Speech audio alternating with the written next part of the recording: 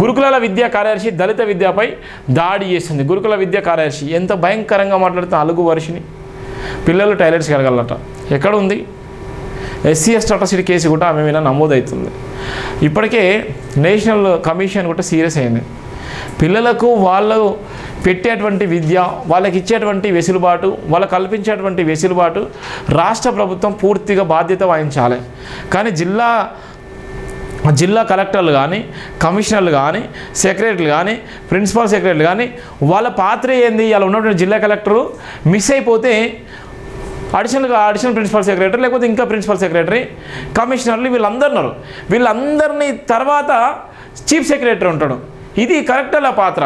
ఇవాళ ఇష్టానుసారంగా కలెక్టర్లు నోరు ఉందని, అధికారం ఉందని, వాళ్ళ చేతిలో పదవి ఉందని ఇష్టానుసారంగా చేసేటువంటి భయంకరమైన ప్రయత్నాలు చేసే క్రమంలో అది రాష్ట్ర ప్రభుత్వం మీద భారం పడేటువంటి ఎక్కువగా ఉంటుంది.